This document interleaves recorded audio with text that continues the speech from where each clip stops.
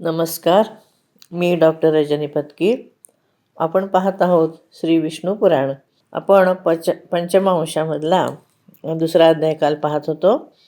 त्यामध्ये भगवंतांनी असं सांगितलं की मी श्रावण वद्य अष्टमीला जन्म घेईन, योगमायाला सांगितलं, आणि तू नवमीला यशोदेच्या पोटी जन्म घे.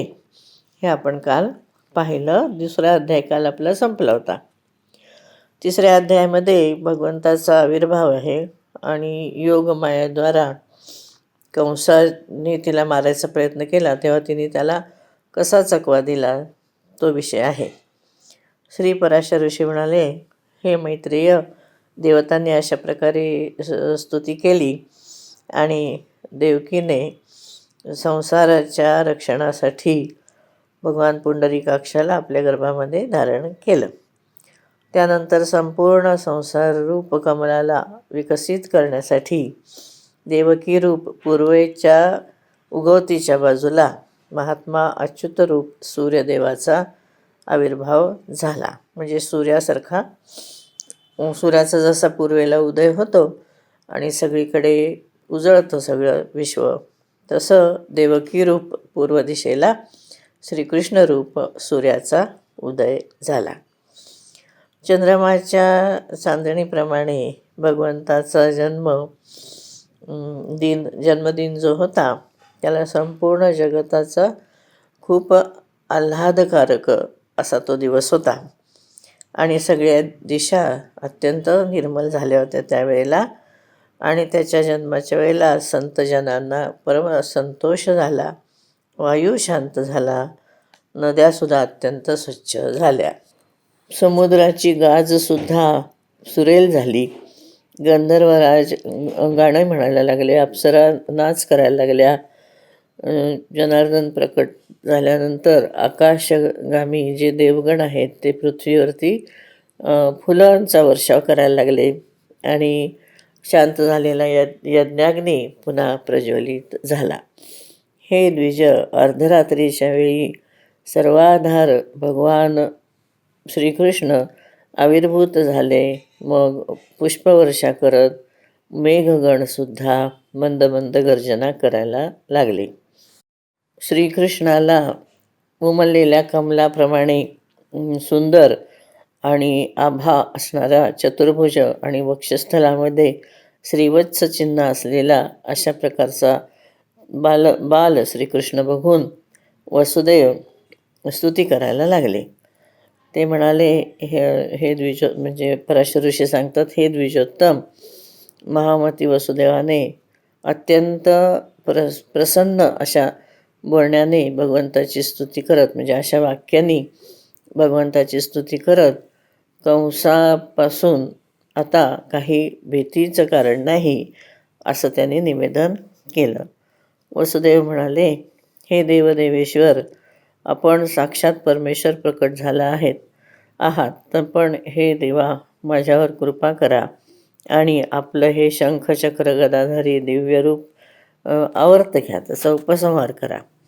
आणि हे देव, असं कंसाला हे कळालं ना की तुझा जन्म झाला आहे, की तो त्या क्षणी आपला सर्वनाश करायला येईल इथे.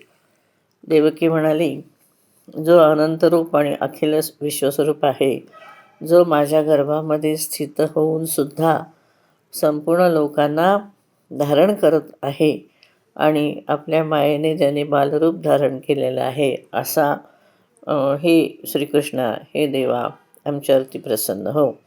हे सर्वात्मन, आपण आपल्या या चतुर्भुज रूपाचा उपसंहार करा आणि या राक्षस असलेल्या कंसाला आपल्या अवताराचा वृत्तांत कळू देऊ नका. श्री भगवंत म्हणाले, हे देवी, पूर्वजन्मामध्ये तू जी मुलाची कामना केली होतीस माझ्यापासून, म्हणजे मला प्रार्थना केली होतीस की तुम्ही पुत्ररूपाने माझ्या पोटी जन्म घ्या, तर आज मी तुझी ती इच्छा पुरी केली आहे. तुझ्या गर्भातून मी जन्म घेतला आहे.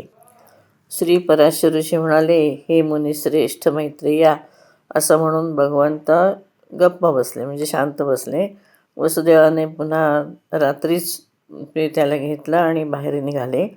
वसुदेव बाहेर जायच्या वेळेला कारागृह रक्षक आणि मथुराचे जे द्वारपाल होते सगळे ते योगनिद्रेच्या प्रभावाने अचेत झाले. त्या रात्रीच्या वेळी मेघ वर्षाव करत होते, पण त्यांची जी जलराशी जमिनीवर पृथ्वीवर पडत होती त्याच्यापासून वाचवण्यासाठी शेषाने आपल्या फणांनी त्याच्यावरती छत्र धरलं आणि आनकदुंदुभी वसुदेवाच्या मागे मागे शेष चालत राहिले. भगवान विष्णूंना घेऊन जाताना वसुदेव अनेक प्रकारचे भोरे ज्याच्यामध्ये आहेत आणि अत्यंत गंभीर अशी यमुना जी आहे त्याच्यामध्ये फक्त त्यांना गुडघाभरच पाणी लागलं आणि त्यांनी यमुना पार केली. तिथे यमुनेच्या तटावर कर देण्यासाठी जे नंद आला होता आणि वृद्ध गोप आले होते, तेव्हा हे मैत्रेय त्याचवेळी योगनिद्राच्या प्रभावाने सर्व मनुष्य मोहित झाले आणि यशोदेने सुद्धा कन्येला जन्म दिला. तेव्हा अतिशय कांतिमान असे वसुदेवाने त्या बालकाला यशोदेपाशी झोपवलं आणि त्या कन्येला उचलून घेतलं त्यांनी आणि शयनगृहातून ते बाहेर आले. जेव्हा यशोदा जागी झाली तेव्हा तिने असं पाहिलं की नीलकमलदलाच्या समान श्यामवर्णपुत्र आपल्या पोटी जन्माला आला आहे. तेव्हा तिला अत्यंत आनंद झाला. इकडे वसुदेव कन्येला त्याने घेतलं आणि आपल्या महालामध्ये जाऊन देवकीच्या शयनगृहात तिला झोपवलं आणि पूर्ववत ते तिथे उपस्थित झाले. हे द्विज, त्यानंतर बालकाच्या रडण्याचा आवाज ऐकून कारागृह रक्षक एकदम उठून जागे झाले आणि देवकीला संतान झाल्याची बातमी त्यांनी घाईघाईने कंसाला ऐकवली, त्याच्यापर्यंत पोचली.